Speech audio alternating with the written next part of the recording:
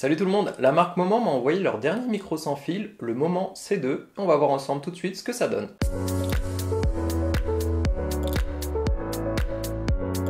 Alors je vous avais déjà présenté un monopode et une lumière LED de cette marque qui est spécialisée dans tout ce qui est accessoires de prise de vidéo.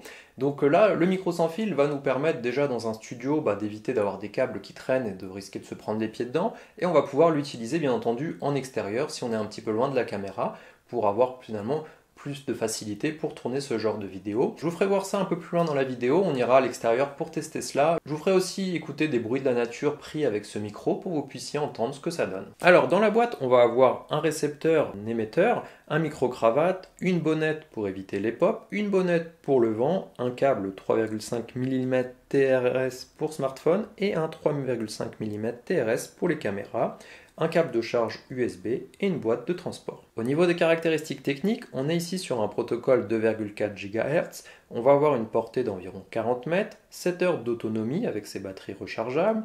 Les appareils vont fonctionner avec une connexion automatique, comme je vous la montrerai juste après, et ils pèsent 70 grammes au total.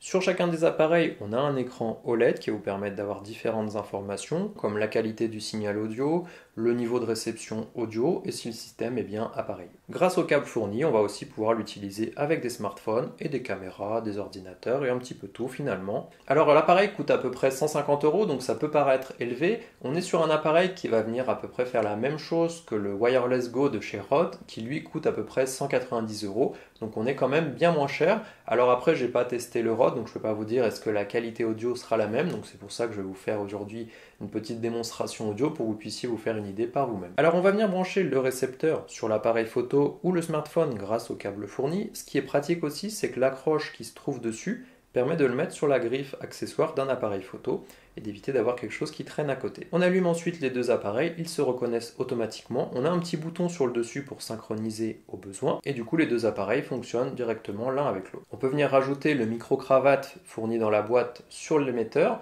si jamais on veut l'utiliser de cette façon-là, mais on a aussi un micro sur le dessus. On peut très bien venir accrocher directement l'émetteur auprès de son cou, quelque chose comme ça, si le design ne nous dérange pas forcément. Pareil, si on a une sacoche ou un sac à dos, on pourrait venir l'accrocher ici et du fait que ça soit noir, ça ne se verrait pas forcément. Je vous ferai un test juste après pour que vous puissiez voir un petit peu la différence en utilisant le micro-cravate ou en utilisant le micro directement sans accessoires supplémentaires. Voilà, donc on va aller dehors maintenant pour que je puisse vous montrer un petit peu ce que ça donne. Comme ça, on va pouvoir tester aussi la portée. Si je peux me mettre assez loin dans un espace ouvert et dans un espace où il y aura peut-être des obstacles. De ce que j'en ai testé à l'intérieur de chez moi, je pouvais très bien me déplacer dans d'autres pièces sans avoir de soucis. Autre point intéressant, c'est qu'ici on utilise la fréquence 2,4 GHz, qui est la même que le Wi-Fi. Donc moi, dans mon cas, en fait, j'utilise mon smartphone qui est connecté en Wi-Fi avec mon appareil photo et qui me permet en fait de contrôler le focus parce que l'autofocus de mon appareil n'est pas très bon.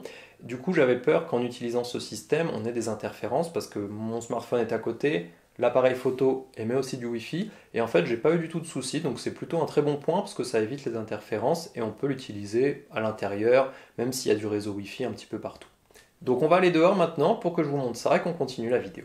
Alors comme vous le voyez, on est maintenant dehors. Ici, j'ai déjà mis le micro en place et je vais pouvoir me reculer plus facilement. Donc là, je continue de parler pour voir si ça fonctionne correctement. Comme vous le voyez, ça aurait été compliqué de faire un plan de cette façon-là avec un micro filaire. Donc ça peut servir dans pas mal de cas, comme vous le voyez, par exemple sur des cas où on se filmerait pour présenter voilà, un environnement, un endroit. Donc c'est quand même beaucoup plus simple d'avoir cette liberté de mouvement. Voilà, donc cette fois j'ai accroché le micro-cravate juste ici, donc ça se branche très simplement comme vous le voyez, donc là je l'ai mis comme ça de façon apparente. Voilà, donc maintenant j'ai mis le micro-cravate, donc j'ai juste eu à le brancher. Là bien sûr pour le test j'ai laissé tout accroché ici. En temps normal on aurait accroché l'émetteur au niveau de la poche et on ne verrait plus du tout ce système là. On pourrait même le mettre derrière soi et ça fonctionnerait tout aussi bien, donc ça permet d'avoir quelque chose d'un peu plus discret. Bien entendu là aussi c'est pas très discret parce que j'ai la bonnette anti-vent. Si on vient enlever la bonnette, on a quelque chose quand même qui passe plus inaperçu. Donc comme vous le voyez aussi, d'avoir une sacoche, une veste ou quelque chose, ça permet de l'accrocher assez facilement. Alors voilà un autre exemple de plan qui serait un petit peu compliqué à faire avec un câble pour traverser une rivière. Je ne sais pas si vous m'entendez très bien parce qu'il y a pas mal de voitures qui passent, donc ça permettra aussi de voir un peu ce que le micro donne quand il y a du bruit ambiant. Voilà, maintenant je vais marcher dans ce sens-là, donc l'appareil est devant moi, donc tant que je lui fais face, ça devrait fonctionner sans problème. Maintenant on va voir si à travers moi le signal est détérioré ou pas. 2, 3, 4, 5, 7, 28, 29, 30, 31, 32, 34. Voilà, donc là je suis à peu près 40 pas de l'appareil. Donc je vais revenir vers vous maintenant.